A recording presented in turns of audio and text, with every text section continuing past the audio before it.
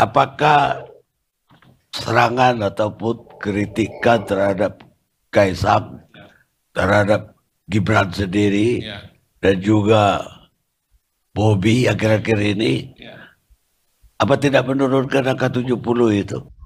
Bisa Bang, tapi turunnya bukan dari 70 Bang, dari 80 Bang. Kan saya sudah mengatakan bisa jadi pro kontra yang terjadi dalam beberapa waktu terakhir, revisi undang-undang pilkada yang kemudian berbarengan dengan munculnya media sosial, Kaisang dan istrinya naik pesawat itu bisa menurunkan gitu. Tetapi kita harus ingat dua hal. Pertama, dinamika demonstrasi yang terjadi pada waktu itu, waktunya relatif tidak panjang. Ya. Dia bukan sebuah kegiatan demo yang berlangsung berminggu-minggu, ya, yang panjang yang kemudian menjadi sesuatu yang punya pengaruh yang sangat besar. Yang kedua, kalau kita bicara mengenai kelompok-kelompok yang mendapatkan distribusi isu-isu atau masalah-masalah yang terjadi, itu kemungkinan pada hari ini relatif masih di kalangan kelas menengah, gitu Bang. Ya tentu sekali lagi ini tentu harus diuji dengan survei ya Bang ya, untuk lebih pastinya. Tetapi dugaan saya tingkat kepuasan kepada Pak Jokowi itu masih di atas 70%. 65% pun juga masih relatif bagus. Ya, tadi kita lihat konteksnya kepada Ibu Mega tahun 2004 sekitar 50%, kepada Pak SBY sekitar 35% gitu ya. Apalagi kalau kemudian ya pada hari ini masyarakat Indonesia sebagai follow up-nya justru juga mendapatkan informasi tambahan bahwa ternyata tokoh-tokoh politik kita itu naik private jet itu sudah sering terjadi. Di media sosial kita lihat misalnya Ibu Mega naik private jet, Mbak Puan dibongkar kan akhirnya kan, jet. Mampus. Daftarnya lebih panjang daripada Kaisang. Daftarnya lebih panjang dari Bobi. Mas Anies juga naik private jet. Pak Mahfud naik juga private jet. Ustadz Abdul Somad naik juga private jet. Gitu. Ya terus terang saya juga naik private jet. Kampus. Kalau misalnya saya mau ke Singapura, kebetulan teman saya Jeffrey Giovanni juga pulang ke sana karena rumahnya di Singapura. Saya ikut aja dengan pesawatnya Jeffrey Giovanni. Abang kalau misalnya mau ke Singapura Bang, telepon aja Jeffrey Giovanni. Siap. Dia sekarang tiap 2 minggu tuh bolak-balik. 2 minggu di Jakarta, 2 minggu di Singapura. Gitu. Nah kalau pesawat dia kosong, ayo bro dia bilang gitu. Naik private jet itu, ya kalau isinya misalnya kapasitasnya 6, yang naik 2 dengan naik 6 itu ya biayanya sama aja. Beda karena dengan booking. naik komersil bayar tiket 2 dengan bayar tiket 6 itu beda Bang. Gitu. Karena sistem booking kan. Jadi pada hari ini ternyata Charter kemudian pesawat. masyarakat melihat bahwa naik private jet itu Biasa. dilakukan juga. Udah biasa lah. Udah biasa dilakukan oleh berbagai tokoh-tokoh yang lain gitu. Ya, jadi bahkan kalau kita bicara misalnya Ibu Mega, ya bicara Mbak Puan, gitu ya.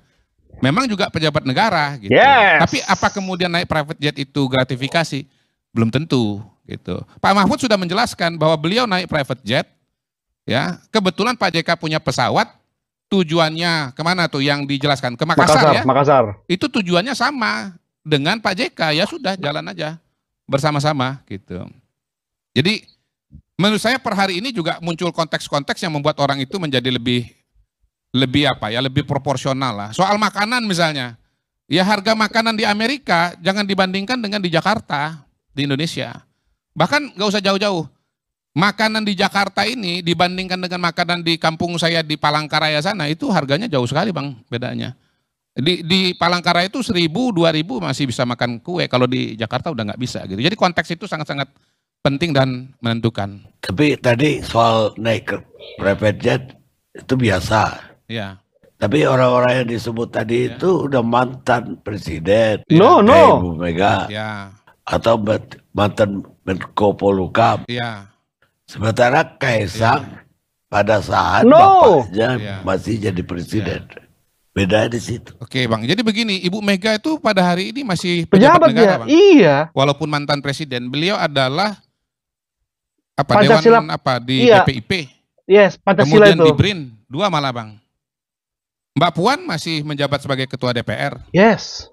Pak Mahfud waktu naik private jet tahun 2023 itu masih Menko Polhukam. Saya Anies, sebutkan agak Anies. ingat itu kenapa? Karena di situ juga ada foto teman kita, teman kami, almarhum Ferry Mursidan Baldan. Beliau itu meninggal bulan Desember 2023 dan penerbangan yang dinaiki oleh Pak Mahfud bersama Pak JK, Mas Anies kalau nggak salah segala macam itu bulan November gitu loh, sebelum berpulang. Gitu Bang. Jadi justru beliau-beliau yang saya sebutkan namanya ini sedang menjabat Bang pada hari ini gitu. Nah, artinya konteks itu kan juga sangat-sangat penting gitu ya. Termasuk mungkin yang pada hari ini ya mungkin orang enggan membicarakannya dan dianggap receh dan dianggap nggak pantas gitu. Tetapi ya saya sebut saja ya karena ini kan ramai di media. Soal bau ketek misalnya. Oh yes. Izin saya ngomong begini dan sambil ketawa. Kenapa? Mbak Erina itu adalah putri Indonesia, pemenang putri Indonesia, Provinsi Yogyakarta. Mungkin nggak kira-kira penyelenggaranya begitu meloloskan seorang pemenang yang boketek. Maksud saya kita pakai logika-logika dasar saja lah. Ya, apa mungkin ya seorang putri Indonesia menang Jogja lalu kemudian tarung ke pusat, ke nasional, salah satu syarat paling mendasar itu tidak terpenuhi gitu loh. Jadi cara pandang kita itu harus Apa ada syarat tidak boleh keteknya bau? ya pakai logika aja Bang kira-kira. Iya ketiak, mohon maaf ketiak. Ini kan saya menggunakan bahasa yang ada di medsos gitu Bang. Gitu. Apa mungkin putri Indonesia ya juara di tingkat provinsi bau ketiak gitu. Saya yakin dia nggak lolos. Mungkin karena kalau Ya. memang udah pacaran sama Kaisang waktu itu. Belum. Udah diincer. Kalau belum saya bisa pastikan, kalau diinjur saya nggak tahu ya Bang ya. Jadi tapi kita pakai logika dasar saja. Saya bukan ahli putri Indonesia. Nah, tidak satu pun kita di sini, saya nggak tahu kalau Bang Karni ahli-ahli juga soal begitu ya. Mungkin pernah jadi juri gitu ya. Tapi pakai logika dasar rasanya nggak mungkin ya. Ya gini loh, seleksi barangkali kalau ada yang seperti itu pada seleksi yang lebih awal dia akan tidak lolos gitu. Nah gini Bang, saya ini kan bandingkan apa, ya nggak usah lah, ini terlalu jauh lah. Kita lewatin aja soal ketiak ini. Izin ya Bang, boleh soal konsolidasi ya Bang ya. Biar kita ini kembali ke laptop lagi ini. Soal dukungan politik. Pada hari ini Pak Jokowi masih mendapatkan dukungan politik yang spektrumnya sangat luas. Ya, praktis sampai hari ini partai politik yang berada di luar pemerintahan itu cuma satu saja, PKS. Remember that time you guys came to stay? Nah, PKS secara gestur politik sudah bergabung dengan pemerintahan Pak Prabowo, akan bergabung dengan pemerintahan Pak Prabowo, bergabung dengan koalisi Pak Prabowo. Pak Prabowo buat saya masih satu paket dengan Pak Jokowi sampai dengan hari ini, lepas dari teori-teori fragmentasi atau perpecahan yang dihembuskan oleh orang-orang tertentu terhadap Pak Jokowi dan Pak Prabowo gitu. Ini Yang bahkan lebih jauh lagi, PDI Perjuangan pun yang sedang pada posisi dianggap berkonflik dan tidak sejalan dengan Pak Jokowi pun, menterinya masih ada di dalam dan tidak pernah menyatakan keluar. Dan saya tidak bisa membayangkan bahwa PDI Perjuangan sebagai partai yang mendukung Pak Jokowi ya 2014-2019 dan kata Abang tadi masih kartu anggotanya PDI Perjuangan dan menurut saya boleh kita anggap begitu karena nggak pernah ada pernyataan resmi bahwa Pak Jokowi diberhentikan dan ada menterinya juga masih di dalam walaupun kemudian belakangan ini mundur lagi 2 orang karena maju gubernur, tapi PDI Perjuangan saya hakul yakin masih sampai akhir juga akan mendukung masa jabatan Pak Jokowi, Bang Karni. Ya. Dan mundurnya Mas Pram dan mundurnya Bu Risma itu bukan karena suatu konflik terbuka, tetapi karena beliau berdua ini maju sebagai calon kepala daerah. Gitu. Bahkan pada hari ini setahu saya, Mas Pram itu bilang, Pak Jokowi dukung saya. Iya, coba aja cek di elit politik Abang Karni pasti tahu itu. Jadi Mas Pram itu kemana-mana bawa kartu Pak Jokowi dalam berkomunikasi politik dengan para elit politik gitu loh. Jadi seburuk-buruk hubungan Pak Jokowi dengan PDI Perjuangan pada hari ini, hemat saya itu tidak sampai pada titik yang akan membuat yang abang bilang tadi hard landing atau crash landing, Bang. Gitu. Nah, mungkin yang terakhir nih, faktor kunci dari proses transisi ini adalah Pak Prabowo. Pak Prabowo sebagai presiden terpilih yang akan dilantik menjadi presiden baru pada tanggal 20 Oktober dan segera ya akan memimpin pemerintahan, pasti sangat berkepentingan agar pemerintahannya dimulai dengan suasana yang kondusif, Bang. Suasana dan situasi yang kondusif gitu. Jadi tidak mungkin Pak Prabowo itu akan menciptakan goro-goro buat dirinya sendiri, itu nggak mungkin itu. Ya.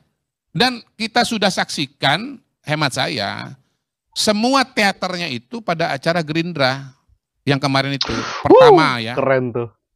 Panggungnya sangat megah. Konon kabarnya itu adalah LED terbesar yang pernah ada di Republik ini. Ada paduan suara, ada orkestra live semua. Pidatonya Pak Mujani mengatakan kami mendukung apa yang dilaksanakan oleh Pak Jokowi selama 10 tahun ini. Dan kami akan melanjutkan. Pak Prabowo pidato juga dengan nada yang sama. Kami bersatu karena sama-sama cinta Indonesia. Kalau Pak Jokowi ada yang mencubit, nih saya ulangin, kalau ada yang mencubit seluruh gerakan Indonesia Raya, itu dia akan merasakan juga. Dan pidato itu disampaikan di mana? Di depan semua ketua-ketua partai politik, Bang. Semua, Bang. Semua pimpinan partai politik gitu. Yang tidak ada cuman Ibu Mega, tidak ada PDI Perjuangan. Tetapi notabene ada wakilnya. Abdullah Azwar Anas dari PDI Perjuangan dan menyampaikan salam kepada Pak Jokowi, kepada Pak Prabowo. Gitu. Jadi saya melihat itu sebagai sebuah instruksi dari presiden terpilih, presiden berikutnya kepada partai-partai politik. Tolong jagain Pak Jokowi. Kalau Anda mau sama-sama dengan saya, jagain Pak Jokowi loh, karena saya jagain Pak Jokowi gitu. Jadi baik dari Pak Jokowinya, dari masyarakatnya, ya, dari Pak Prabowo-nya, ya, terutama kalau kita bicara menjelang 20 Oktober ini, itu semuanya menuju kepada soft landing, Bang, gitu. Bahkan nice landing, gitu. smooth bukan apa ya, smooth and nice landing, Bang. Kenapa? Ya dukungan masyarakat masih di atas rata-rata, dukungan elit politik, partai politik juga masih sangat kuat, ya. Dukungan dan kebutuhan dari presiden yang akan datang juga sangat-sangat besar dan sangat-sangat kuat, gitu, Bang. Jadi terhadap pertanyaan Abang tadi, apakah ini akan soft landing, hard landing, atau crash landing? Jawabannya nomor 4, Bang. Smooth landing. Makasih, Bang. Mantap itu.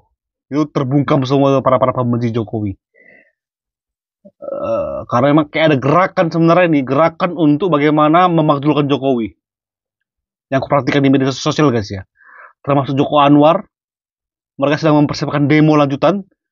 Peringatan darurat. Tetap sama tagline-nya. Tapi sasarannya adalah Jokowi. Memakzulkan Jokowi. Karena Kaisang yang belum terbukti gratifikasi, mereka dorong untuk dipersalahkan. Wih. Thank you Bung Kodari untuk mematahkan dan menampar-nampar semua para anak-anak abah yang mengatakan Kaisang gratifikasi sementara Anies naik private jet, mereka bungkam semua. Termasuk Panji. Dan yang lainnya. Terbungkam semua. Kita akan terus kawal semua ini di channel ini. Support terus guys. Thank you. Bye-bye.